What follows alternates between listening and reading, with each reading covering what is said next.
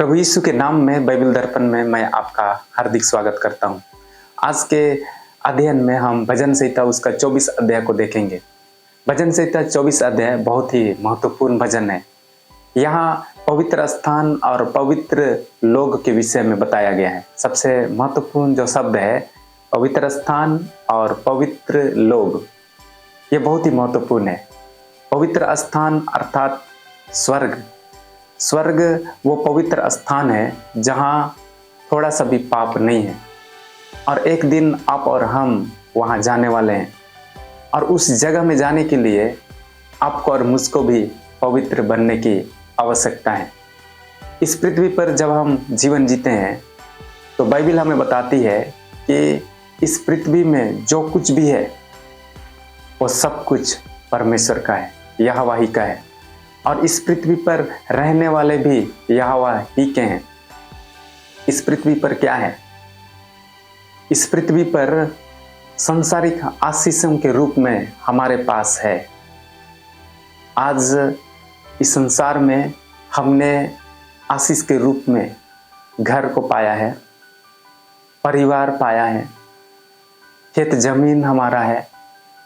यह सब कुछ के विषय में बाइबल हमें बताती है कि यह सब कुछ किसका है? यहोवा ही का है। और इसलिए हमें आज जो संसारी आशीष हमारे पास है उसको लेकर घमंड करने की जरूरत नहीं है। वचन इसलिए तो लिखा है अध्याय 24 भजन अध्याय 24 एक पद, पृथ्वी और जो कुछ उसमें है यहोवा ही का है, जगत और उसमें निवास करने वाले भी। जब इस पृथ्वी पर जितना भी चीज़ है वो सब कुछ परमेश्वर का है, आप भी परमेश्वर का है, तो हमें क्यों अपने चीज़ों के ऊपर घमंड करना है? ये सब कुछ किसका है? परमेश्वर ही का है। तो इन चीज़ों के लिए हमें परमेश्वर को आराधना और महिमा करना है। इस पृथ्वी पर यदि आपके पास में बहुत कुछ है, ये सारी चीज़ें परमेश्वर आपके हाथ में दिया है, क्योंकि आप और हम उसके भंडारी हैं, देखभाल करने वाले हैं। यदि हम इसका सही रीति से देखभाल करेंगे, इसका हम सही रीति से मेंटेन करेंगे, मैनेजमेंट करेंगे और परमेश्वर की महिमा इन चीज़ों के द्वारा करेंगे, तो निश्चय हमारे अंदर वो पवित्रता बना रहेगा।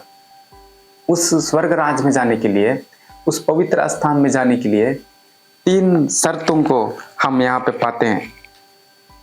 सबसे पहला जो शर्त है बाइबल हमें बताती है कि हमारे काम निर्दोष और हृदय शुद्ध रहे, और हमें अपने मन को व्यर्थ बात की ओर नहीं लगाना है।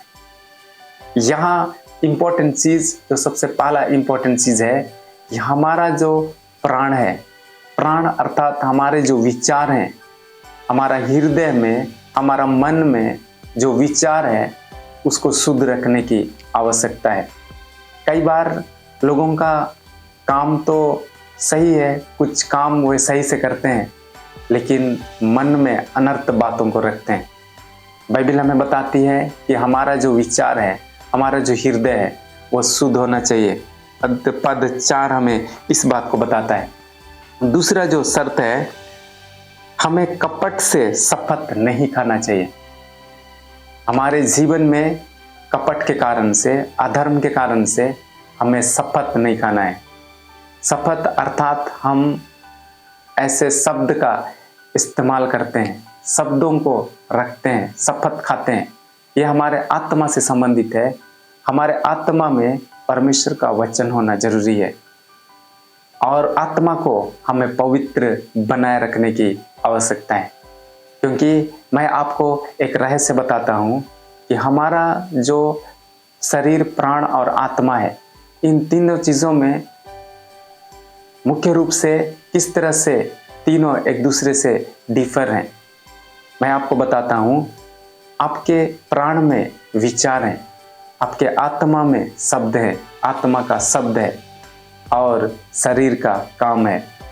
तो बाइबल हमें यहाँ बताती है भजन 24 में कि हमारा हृदय पवित्र होना चाहिए। इसी तरह से हम जो शपथ लेते हैं, अर्थात कपट से लिया गया शपथ, ये हमारे जीवन में नहीं होना चाहिए। अर्थात हमारा जो शब्द है वो शब्द का आवाज़ है या उस शब्द का आवाज़ नहीं है, हमारे भीतर है, तो उसको भी हमें पवित्र रखने की आवश्यकता है।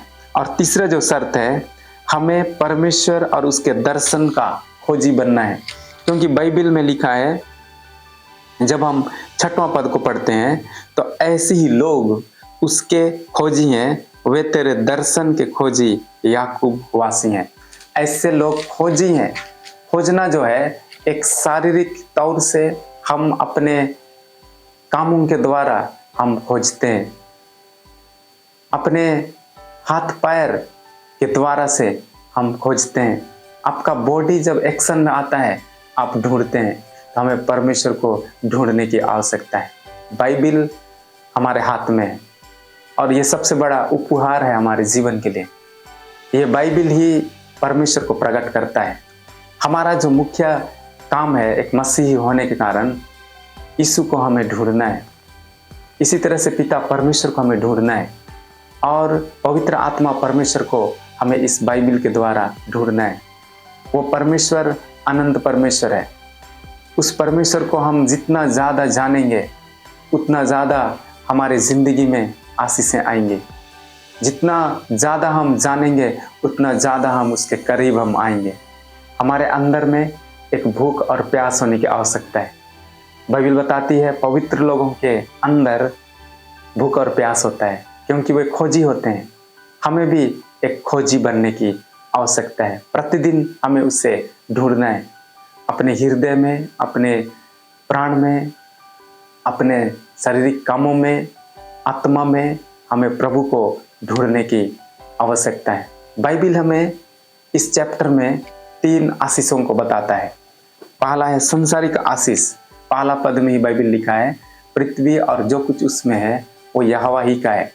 अर्थात जो भी पृथ्वी में परमेश्वर ने हमें संसारिक आशीष के रूप में हमें मिला है, ये परमेश्वर ही का है और इसके लिए हमें परमेश्वर को धन्यवाद देना है। दूसरा जो आशीष है वो आत्मिक आशीष है, जो परमेश्वर की ओर से हमें मिलता है। यह आशीष उद्धार के रूप में, यह आशीष वचन के रूप में है, यह आशीष सहभागिता संगति के रूप में हमें मिला है। और ये आत्मिक आशीष है जहाँ हम प्रेम के साथ एक दूसरे के साथ रह सकते हैं।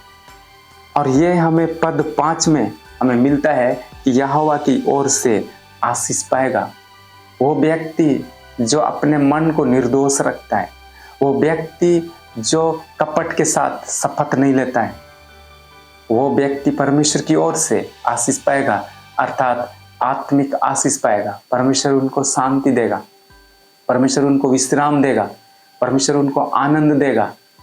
ये एक आशीष है, आत्मिक आशीष है। संसारिक आशीष सिर्फ काफ़ी नहीं है। बहुत सारे लोगों के पास संसारिक आशीष है, उनके पास गाड़ी बंगला है, अच्छा जॉब है, धन और दौलत है, लेकिन कई बार वे सिर्फ संसारिक आशीष में रहते हैं। आत्मिक आशीष उनके ज़िंदगी में नहीं है, उद्धार नहीं है, शांति नहीं है। हमारे जीवन में परमेश्वर आत्मिक आशीष को प्रदान करता है। आगे लिखा है, आगे जो है जब हम पद 3 को जब हम पढ़ते हैं तो वहाँ एक प्रश्न है जो अनंतकालीन आशीष है। अनंतकालीन आशीष का मतलब इस दुनिया के अंत में जब हम अनंत काल के लिए जीवन जिएंगे, या तो स्वर्ग में या तो नरक में। यदि हम इस पृथ्वी पर मसीह के साथ रहेंगे तो निश्चय हम अनंत राज स्वर्ग राज में हम जाएंगे।